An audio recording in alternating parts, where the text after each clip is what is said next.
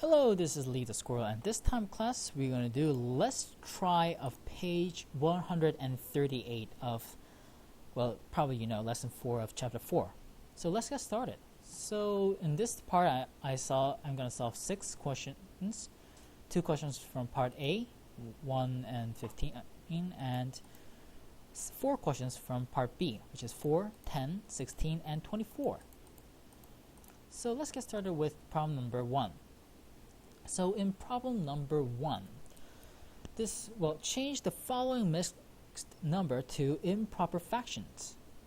So what we do, for this one, I'm lastly going to introduce the sophisticated way, 2 plus 1 over 16, and this becomes 16 multiplied 2 and over 16 plus 1 over 16, and if you calculate it, this becomes 32 plus 1 over 16 and becomes finally 33 over 16. And well, this is a long way, so as I introduced, or the book tells, you can follow this one and you can put, let's say, 2. You can copy 2 here as an integer and 16 as a denominator, well, also a denominator here. I'm gonna short it down a bit. Okay, this looks a bit more neat. And denominator is 1. And if you calculate it, and it becomes exactly the same. Well, 2 multiplied 16 is 32, and if you add with 1, it becomes 33, and you just write down 16. And the answer is just exactly the same. So same here.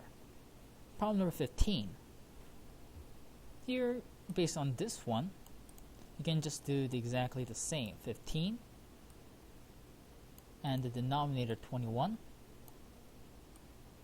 Put down 21 and 21 down here. And the numerator 3. And if you calculate it, this becomes, let's see, this is 315 and plus 3, and this is 21 down here, so this becomes 318 over 21. And well, this is, well, you should do a GCF and make it to a short term. So this is 2 multiplied 3 multiply is this 53. This is 53, and this is over 21. Oh, sorry, not 21. 7 multiplied 3, and you cancel out these 3, and if you calculate, it becomes 106 over 7. And this is a long way. What is wrong? Well, there's nothing wrong. It is exactly the same thing, but you can also simplify. Here you can make this one as a shorter term in the first place, which becomes 15 is 3 over 7 multiplied 3, and you cancel out the 3, and it becomes 15 and 1 over 7. You cancel out these 3, so it becomes 15 1 over 7. And you can do the exact same thing, like put this one, and let's see, we copy the 15, the integer, as 15, and denominator is 7.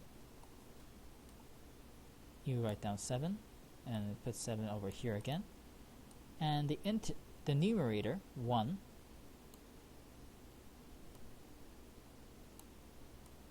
I'm going to expand 1, and if we calculate, this becomes 105 plus 1 over 7, and this becomes 106 over 7, and it is exactly the same. So this is how to solve part A. So let's go to part B.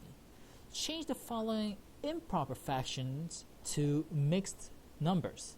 So this is what we do, well, what is vice versa what we do in part A. So what is, first let's pick from the what is the definition of improper fraction, and the definition is this here, numerator, should be bigger or equal to denominator. And is this true in this question in problem number 4? Yes, it is. The numerator is 7 and the denominator is 5. So what we do? Well, I wish you to remind the equation that I explained before. Like, there was the denominator, and if you divide the numerator with it, and there should be a quotient and there should be a remainder, and it becomes, the quotient becomes the integer and the remainder over the denominator. So based on this, let's solve it. Well, first it is 7, so 7 is the numerator. Oh, sorry guys, this is vice versa. No, I'm right. So there is 7, numerator is 7, and the denominator is 5, so you divide with it, and you put 1 here, and 5, if you subtract, this becomes 2, and the remainder becomes 2. So if you put down the answer, the quotient is 1. The quotient is 1, so you write down 1. The remainder is 2. The remainder is 2 here, 2. So you write down 2 over the denominator. The denominator here is 5. And this is the answer for this. So let's go to the next question, problem number 10.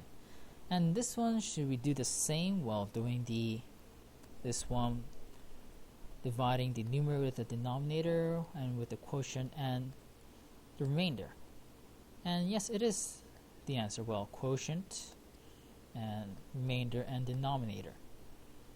So what we do, well, first we can do it 2 ways. First, you can calculate this and then do the lowest term. Well, I'm gonna just lowest term, or you can do the lowest term first. Okay, I forgot the T here. Lowest term first, then do this one. And it is exactly the same. Okay, well, this is too big, but we can move here and write this one, I believe. Yeah, here. So lowest term to this equation. Either way, it goes the same. So from problem number 10, let's do it the first way. The denominator is 28 and the numerator is 32, and this is 1 and 28, and the remainder becomes 4. So if you put, the quotient is 1, remainder is 4, the denominator is 28, and if you cancel to the lowest term, which is 7 multiplied 4, we cancel out the 4, it becomes 1 and 1 over 7. Or if you do the second way, doing the lowest term first, well, in this case, 32 over 28 is equal to 4 multiplied 8 and 4 multiplied by 7. You cancel out these two and it becomes 8 over 7. And if you just do exactly the same, you divide 8 with 7. 1, there's 7, there's 1, and remainder becomes 1.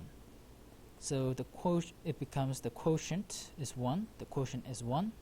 Okay, this is not equal, by the way. The quotient is 1, and there's a remainder here, 1. And you write down the 7, the denominator here. And it becomes exactly the same. So let's go to the next question.